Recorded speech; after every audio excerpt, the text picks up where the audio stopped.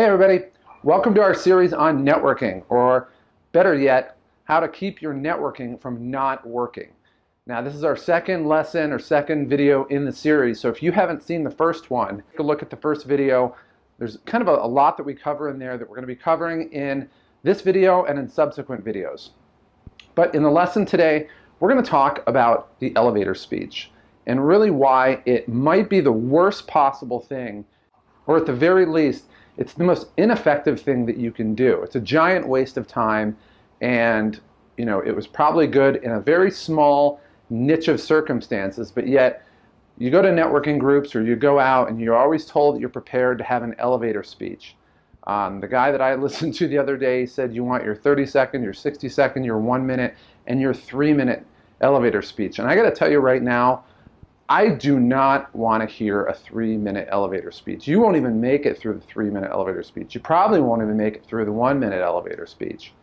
But realistically, it's something that people feel like they have to do. I know I did, but it turns out to be one of the least effective things you could possibly do. So what we're going to do is we're going to kind of unravel that myth today, and I'm actually going to show you some things you can do that are a lot more common sense. They're more comfortable, they're going to make you feel more like yourself, and actually they're going to give you a ton of confidence because you're going to stand out and have tremendous value compared to everybody else there. So let's get started. Now, when you're at a networking event, some networking events you go to and they're kind of casual. They might have an open bar or some food and tables and people mix and mingle.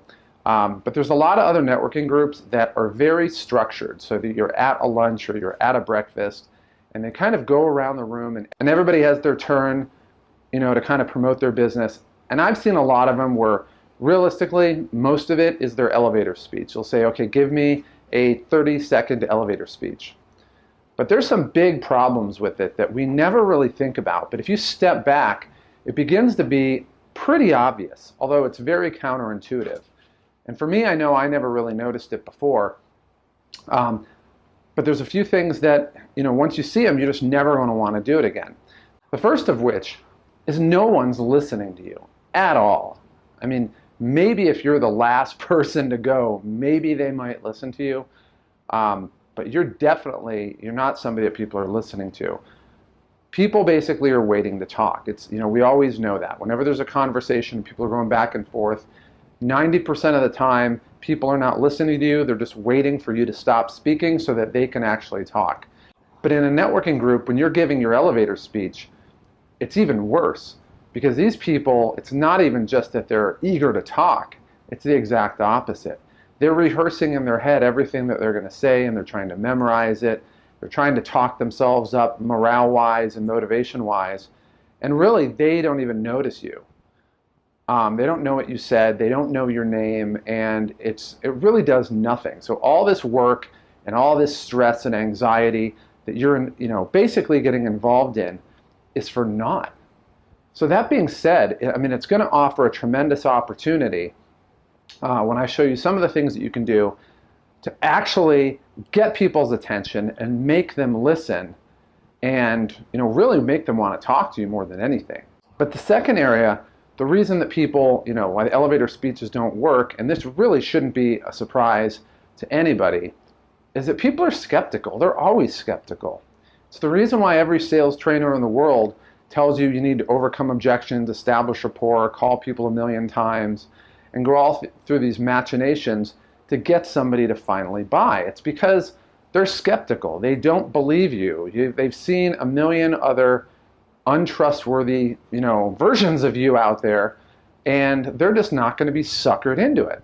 And to be perfectly honest, they're absolutely right. They're justified in not being, in having that skepticism. So, you listen to somebody and they say that they have great service, they've been in the business 20 years, they have the lowest price, they take care of them, they're like family. Gosh, I've heard that so many times, more than I can count. And you just heard it so many times that it's like, yeah, whatever. I've heard that before. You're no different than any other person out there. Some of the reasons people believe that, obviously, is they actually believe it, and then they actually buy it from the person, and then they find out that it was a bunch of hogwash, right? It was totally a sell job on their part, and they weren't really treated the way that the advertisement went. But on the other side, even if you didn't buy it, when you hear 25 people say the same thing, eventually it just gets old in your head and you generally don't believe it. Now, the third factor in why traditional elevator speeches don't work, and this is kind of my pet peeve of all of them, is their formulaic content. So usually you're going to say your name, your business, give a description of it, who's your target market or ideal client, and what people can do to buy from you. But it's routine. You hear it over and over. If there's a group of 20 people, you hear the same thing 20 times in a row. And the thing is, there's actually a part of your brain that's in your thalamus. It's called the pulvinar cortex. And its main job is basically like a railroad divider. Its job is to take routine stimuli and send it down one path and not really pay a whole lot of attention to it, but to direct new stimuli, things that you've never experienced before that are new, and to direct it down a different neural path and to focus all of your energy on that. That's why whenever you see a new car that's out that you've never seen before, it catches your attention. When you go and have ice cream and there's a flavor that you've never tasted before, it really gets your attention. But if you're one of these people that just continually goes and gets chocolate all the time, yeah, you might like the chocolate, but it's not going to jump out at you. And like I said, there's literally a physical part of your brain that's designed to work against you when you're doing these mainstream elevator speech concepts. And so, when you have this formulaic content, what you're really doing is making sure that all the people in the room, that your message goes in an area of their brain where they're literally just going to put it aside and not pay attention to it. And now finally we come to the last part of your elevator speech. It's your pitch. It's you trying to put them into your marketing funnel. And we talked about this in other videos, and if you have not watched the first video, seriously, stop this video now and go watch the first one, because we covered this particular area a lot more extensively. But people don't want to be put into a marketing funnel. They don't. I mean, they might want a product that has tremendously high value and they're totally convinced they want to buy it, but there's still a part of them that doesn't want to be in the marketing funnel. And anything short of that, if you have a product that they're not sure of, it really makes people uncomfortable to be in that situation. So when you're talking to somebody and really piquing their interest, and all of a sudden they get interested and you have their attention, and all of a sudden you introduce, hey, let me put you in the marketing funnel, immediately they're going to shut you down. And this great thing that they thought they were going to learn, the bubble burst, and they're done. And now they're jaded towards you. Now they're not even going to listen to you anymore.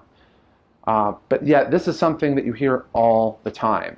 So people will say, yeah, if you need X, Y, and Z done, give me a call, or I'll give you my business card. And again, it's just somebody saying, it's like saying to the mouse, here, come into the trap and eat the cheese. I mean, nobody's stupid enough to do it. They know what they're getting into. And in the end, it's really boring. I mean, you hear 15, 20, 100, over time, hundreds and thousands of elevator speeches, and it's just boring. It's the same thing. Nobody knows how to do them well. Nobody likes doing them, but they feel like they have to do them. And in the end, you never get a strong result out of them. Well, most people don't. Now, what I'm going to teach you today is actually how to change it up and to use that pulvinar cortex to your advantage. How to actually get people that you're talking to in any networking event. You could still, quote, use an elevator speech, although I hate the term. And so maybe we'll just even set the term aside. So what I'm actually going to do is I'm going to show you how to take advantage of that pulvinar cortex and how to get them tremendously interested in you, how to actually stand out, how to make them just have an itch to want to talk to you, and at the same time develop tremendous trust with the person, even if you've never talked with them one-on-one. That they really feel like, hey, this is a person who's genuine, their guard goes down, they're definitely interested, and they feel like they have that itch that they need to scratch by talking to you. And it's really simple. It's not something that you need a PhD in psychology or anything. You could have a GED, and you could drop out of high school. And all of this is relatively simple. But it's, like I said in the very beginning, it's very counterintuitive. It's not something that people ever teach, and it's not something you ever really think about. But I'm going to put these concepts in front of you, and I'm going to show you how easy they are. And the great thing about this is when you do this, the confidence you're going to gain from really understanding what's really going on, all while the stress and anxiety just go away, it's actually going to make this process fun. So while there's 20 people in the room doing it, 19 people are stressing out, don't like it, wish it would go away, and then you're sitting here just having this total giggling grin on your face because you know what's going on and you know how to tap in to some of these methods. And I will give a little shout out. Some of the things that we're going to teach in here are just tastes of what we cover in the Attraction Switches series. So if you haven't not subscribed to that, go to our website, and it's a great series. It's half a dozen lessons, in-depth, long-form lessons with practical things you can do to get people immediately just entranced with the idea of buying from you. But that's enough of that. Let's go ahead and get started. I'm going to show you some really cool stuff here. So I've mentioned it a couple times so far in this video. There's a part of your brain called a thalamus, and it's like the control center of your brain. But within that, there's an area of your brain called the pulvinar cortex. And its whole job is it's basically like a traffic cop. The stimuli that it gets, it's seen, it doesn't need to really process, it diverts it off to an area where it's really not going to pay a whole lot of attention to it. But the things that are new, it's going to store in and really pay attention to and figure out what it is and spend most of your attention on it. And when you're networking, this is a big part of really making a stand. So the first thing that you need to do with that in mind is you need to be different. If everybody in there is the same, they just can't wait for this whole elevator speech process to end. But when you can stand out and be totally different than everybody else, people are going to notice it. They're going to pay attention. Eye contact's going to be there. If they're serving food, the people will stop eating, and you'll have a room of people just completely locked in on you. And at that point, it's not over. Now that you've got their attention, you need to continue to spike that interest. And I'm going to show you how. Now, we talked about the fact that typically when most people learn about elevator speeches, there is a specific structure to them. It's like the Navy SEALs. Get in, get out, get in, get out, get in, get out. But anybody who's in business, whether they're a buyer or a seller, and I've been on both sides of that desk, understand what each party's doing. If you're doing a traditional elevator speech, every person in the world who has a purchasing function understands what you're doing. So obviously being different is really crucial. But number two is you need to completely stay away from the structure. So if everybody else is doing the, hi, my name's Matt, I'm with the Negotiator's Playbook, and this is what my business is, and this is who my ideal client is, and blah, blah, blah. This is where you have to stand out and completely not do that.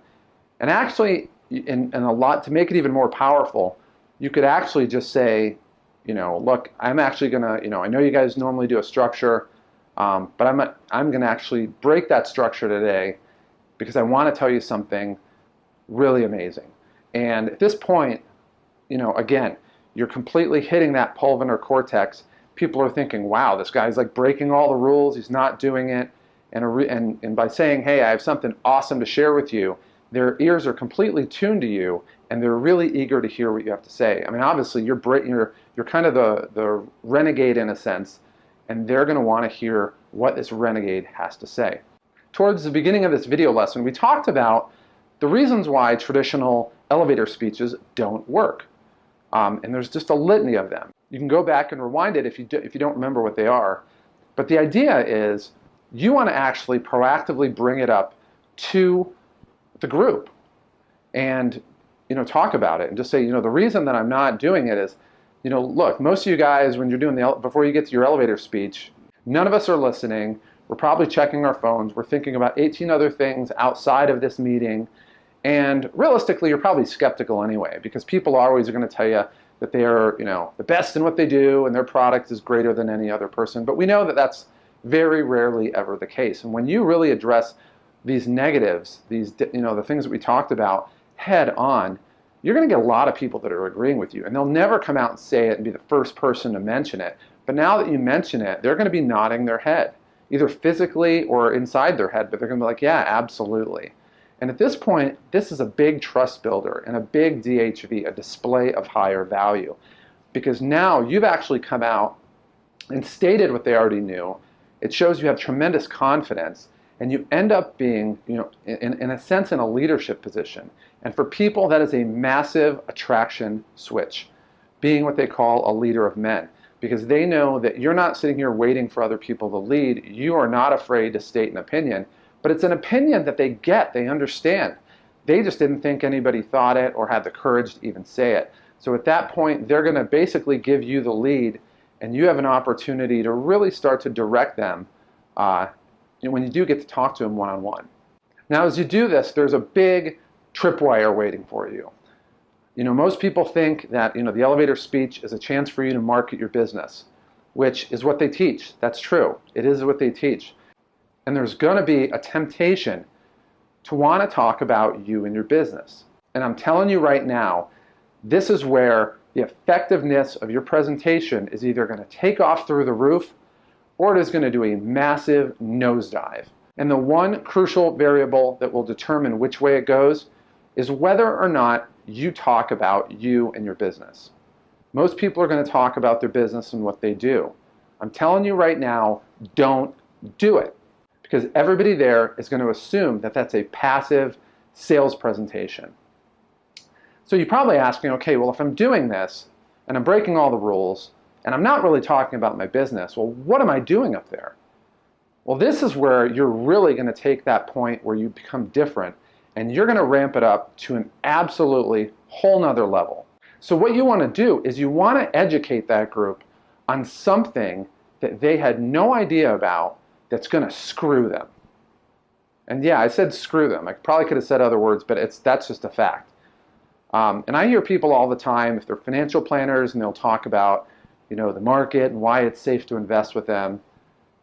But realistically, and I met a guy literally yesterday who was talking about this, and I couldn't believe it. I'm talking to a financial advisor who's literally in agreement with me on the fact that if you were to invest like most of the people want you to invest, you're going to retire poor and broke and live with your kids and grandkids, and it's going to be an abysmal failure. If you get up there and you're a financial planner and you just talk about the same things about, the market's up and down and don't worry, you know what? Nobody's going to believe you. But if you get up there and talk about, listen, the 401k is the number one thing that will screw you and leave you homeless by the time you're 75. And I could tell you more. Then all of a sudden at that point, they have a problem on their hands because they're aiming for retirement or what have you.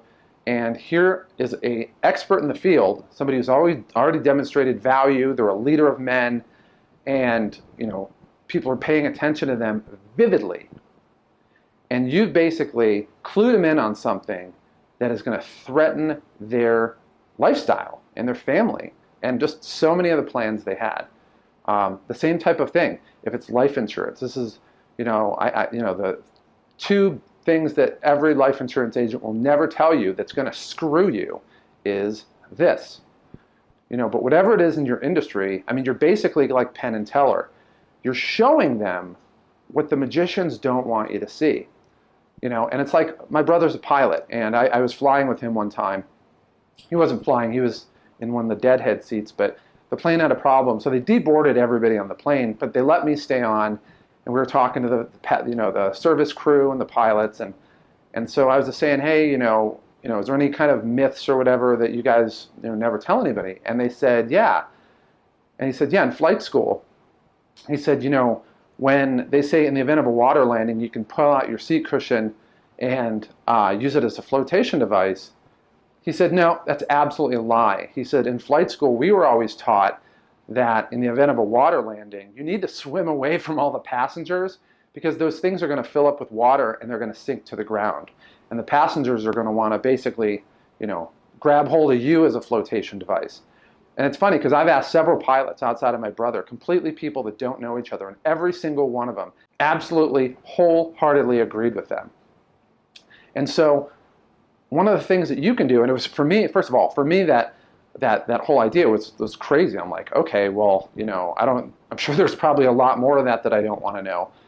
But saying something like that in a meeting where you can say, this is something that they're not going to tell you, it's going to screw you. I mean, you're creating a problem for them of epic proportions. In a sense, you're creating a catastrophe for them. At that point in time, and you invite them, and I can show you how to solve that, it's easy. Because then what's going to happen is these people are going to come by and they're going to ask you about it. You're not going to have to go talk to them. You're not going to have to pursue them. You're not going to have to sell them. But you're going to educate them. You're going to fix this problem. And all of a sudden now, you have even more value, because now you're not only trusted, you're not only different, you're not only an expert, you're not only a leader of men, but you have tangibly solved a problem for them and taken away a worry. And at this point in time, the ability for any competition to even hold a candle to you is nothing. And this is one of the methods that you can use to take yourself from being a commodity in your industry, from being one of thousands or 10,000s of people in your industry, and being the singular person that people want to go to, that they literally will not lower themselves to go to any of your competition. And it's a tremendous thing. And at that point, a passive income stream is either in your lap or it's just about to be there. And your lifestyle completely changes. And finally, the one thing that you want to do, and this is going to pair off with what we talked about in the first episode, was you get them to this point and you help them with that answer. Well, there's only one thing to do, is to get out of there, to bounce. And that's really important. In the first episode, we called it the art of the walkaway. And it's really important because it shows them that you're not needy. It shows them that you're not trying to sell them on anything. And by leaving, there is a passive indicator that you have something better to do and that you're leaving. They might have your card, but they don't have you anymore. Your attention and your presence is now a scarcity. It is a scarce commodity. And at this point, your value goes so through the roof that you really don't have to work that hard. And at that point, developing referral streams is easy. Getting people to buy in your terms is just honestly really simple. And realizing that you've tapped into this one factor, this one way of doing things that completely can unlock your networking success, it's awesome. I mean, it is totally awesome. And it's freeing because you never have to go through the stress and worry of going through the same thing that you've done before, not getting the results that you want. And now, if you do this right, the better you ramp it up and the more you practice and the more you execute this and master it, you can then start to really, kind of limit who your customers are, fire some customers if you need to, but definitely decide to charge more, to make more money for the same work or less work, which is why we're all here. It's such a powerful thing. So in the end, you have a choice. You can go and do what everybody else is doing and get the same results everybody else is doing, which is struggling, right? Or you can step out, do something different, get their attention, activate that pulvinar cortex, and completely get results you've never seen before. When you do the second one, and you keep practicing and getting better and better at it, your lifestyle is going to change tremendously. But if you really want to ramp it up, accessing and learning from all the lessons that we have in the community are really, really important. And you need to get into those if you really want to take it to another level. But this one factor can completely change how you're viewed by other people. It lowers the bar for them. It gives them a completely plausibly deniable way to come up to you, and it immediately raises your value to a point where they're not going to look at anybody else to solve that problem except you. So until the next lesson, I'll see you guys soon.